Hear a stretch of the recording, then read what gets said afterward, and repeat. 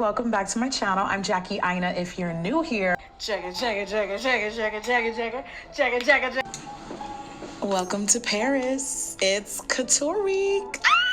I used to love Jackie Aina. Like, genuinely. She was one of my favorite beauty influencers and lifestyle influencers.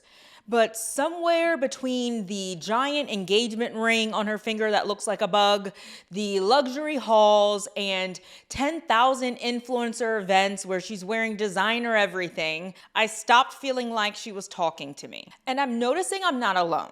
So today we're going to have a culture check, and we're going to talk about influencers, relatability, and why some of our favorites are losing us.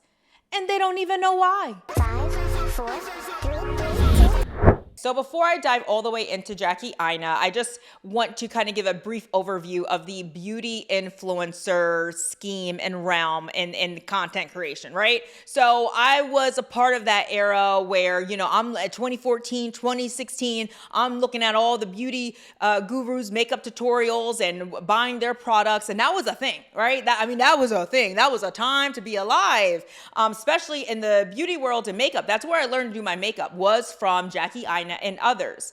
And as time went on, got a little older, TikTok took over that. TikTok was the, newest cool kid on the block, which was a lot of short form content. So what ended up happening was a lot of the beauty influencers ended up shifting their content from long form tutorials to short form tutorials to I think people got over makeup, and so they started to do this lifestyle luxury type of thing. So literally all of them are look at my luxury lifestyle, and I guess sure, because you did your dues, you did your big one back in the day, you made your money, and you should enjoy the fruits of your labor. So Jackie Aina, okay, so let's use Jackie Aina as an example. I was ecstatic to see her really hit the ranks of a lot of the other beauty guru people that had like 14 million followers. I mean, even though she didn't make it that far, I think there were some barriers put in her place, obviously. What are some of the challenges you faced on your journey? Being black, let me clarify, being dark skinned. But I was excited to see that she made it, seeing her mansion and seeing her create her candle business and seeing her get married. And just seeing her look good, it's like, oh, from head to toe, you look good. And also for the Black girl luxury critics, don't come for me. I actually am a fan of, Black girl luxury. I think we do need that type of representation. We need to see that in our social media. But I have to be honest, it's getting a little too much. I'm sorry, it's just getting a little too much. And I will say this for the other people too, for the white girls too. I'm tired of looking at y'all too. I'm tired of looking at you be able to afford a lifestyle that honestly, a lot of us right now and the way things are, we can't afford. And it just gets to a point where it's out of touch, it's untasteful, and I'm tired of looking at it. And I think a lot of us are, and a lot of us have been saying this to them, and they're just simply not listening. So I took some time to just kind of scroll through her Instagram page and just be like, all right, what have you been up to? And I went on her YouTube channel and I was like, what have you been up to? And I'm a YouTuber. I like YouTube. And I'm like, bitch, you haven't posted a video in 7 months. 7 months. So I guess she's just like abandoned YouTube, but I think she still does like YouTube shorts. But even when I'm looking at her shorts and her reels, what are you giving me? Just you putting on your makeup, and you're not even telling me how to put on the makeup. You're not even telling me the products you use, unless it is, paid for at that point. Thank you, Dove, for partnering with me on today's video. And at that point, I don't even trust it. So these influencers have gotten to a point where they have got so much money, they get paid tons of freaking money from all of these brands that we don't even know whether your opinion is real or not. Like, it's not authentic anymore. Back in the day, you guys brought those products yourselves and you showed us and told us what the deal was, and we went out and got it and tried it too. But now everything is an ad, so we don't believe you. I don't believe you. So watching you is just kind of dumb at this point, because you're selling me something that someone paid you to sell me. I'm good. And that segues into value. And I think Jackie Aina is just kind of missing the mark with her content as far as the value she's giving.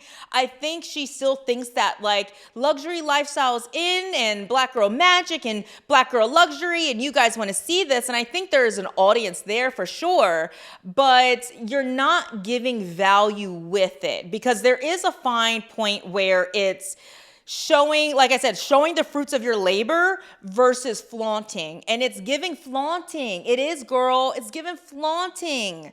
And I know I sound like a hater, and shit, I might be a hater. But I'm not trying to come from a hating point because I think that's why we watched that content and her content because it is aspirational. It used to be aspirational at least. For example, a lot of her tutorials are her telling a story that happened in her day or something, and she's doing her makeup, which is great. It's like, oh, we get the old Jackie. She's doing her makeup, cool. And you know, you're kind of looking like, oh, what are we doing now? What are we doing now? And honestly, it's just like to the point. It's just so advanced, and I don't even know what products you're using, and you don't even tell me what you're using. You're just talking about yourself and yourself and yourself, putting on your luxury makeup, and then you go to this event and you are dressed in, you know, $2,000 worth of clothes, and all your other friends are dressed in $2,000 worth of clothes.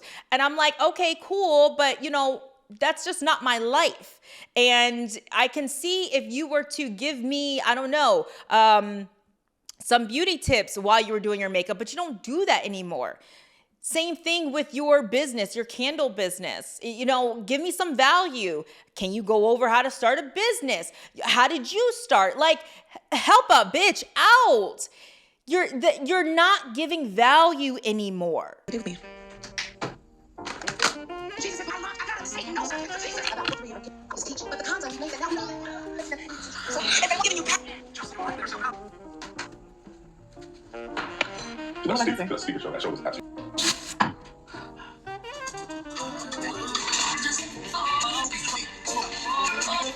I really want you to look and answer the question of me watching you wake up in the morning, wash your face, do Pilates, have someone come over and braid your hair, cook dinner, and host a $1,000 holiday party for your family. What did I get out of that? Yeah, I'll let you answer. I'll let your management team answer. I'm saying this to help you. I'm literally saying this to help all y'all, okay? And you can say, girl, mind your business in your little small channel. I'm trying to help you all, okay? Because I am a fan, or excuse me, was a fan. I don't like to say the word fan. That sounds, I was a follower. I was a subscriber. And I'm in your age group and age range. And I followed you up to a point and this point, but I have to say nope. And I think a lot of people in my age range and my pocket kind of feel the same way, which is we would love for you to maybe do makeup for a 30-year-old's face, you know, or your mid-30s face. We would love for you to do something about like where you feel at in your life in your 30s. But see, you can't because you've been rich for too long. That's the issue. Unfortunately. So I don't know the answer for that, but I do think that you and your team can come up with great ways to kind of just be relatable again. Even I know we can't be relatable in lifestyle because we just live two different lifestyles, but you got to come up with something. Come up with something, girl, child. Ultimately, I feel like Jackie Aina is losing her audience, and it's not because she's become successful, because she's been successful for a while, and we've been with you this entire time. It is just the fact that you are losing your audience because you kind of forgot who we were or who we are now. Just like you are not the same 10 years ago, we are not the same 10 years ago. We are married or getting married. We have kids or are embarking on kids and family. Our lives are very different, as is yours. So you just have to remember that a lot of us don't live in a $5 million mansion. I don't know how much a house costs. I'm just guessing, right? You know, a lot of us can't take trips to Bora Bora. A lot of us can't go to the store and buy whatever we want to buy. because we got other things and priorities, and we just don't live that lifestyle.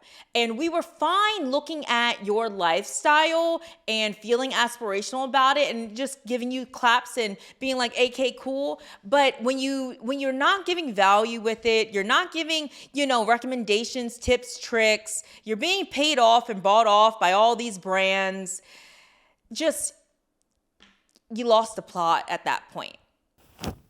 Hi, welcome to my Montana home. Jordan and I just walked into the mountain home that we are renting for this week. It is my 35th birthday week, and my family's flying from Florida and meeting us here. They're gonna be here like an hour. And the second we walked in, we haven't even seen the whole place yet. I was like, pull out the phone, I have to do a tour. I cannot believe how beautiful this place is. I am like fighting. I feel like I am like trying to run through mud to connect with my followers at this point. Now, please believe this is not just a Jackie Aina problem.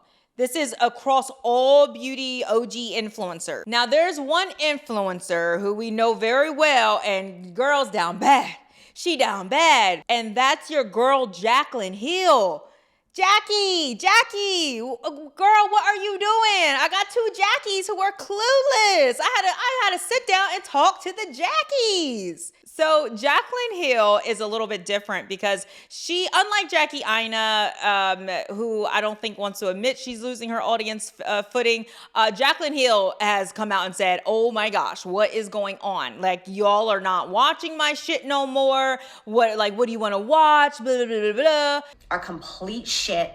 No one is seeing, like, it's one thing if my engagement is shit, meaning like maybe my views are high, but my comments are low and the likes are low. It's like, okay, so my audience wasn't feeling the vibes of this video. That's fine. But I'm talking like when you have 1 million followers, but your videos are only getting 30,000 views, this is just not the way it used to be. And her audience is saying, hey girl, hey, we're tired of the lifestyle vlogs. We're tired of the luxury lifestyle vlogs. It's not relatable. Like, they have literally flat out said it in the comments over and over again. And it just goes, whoop, it's like straight over her head.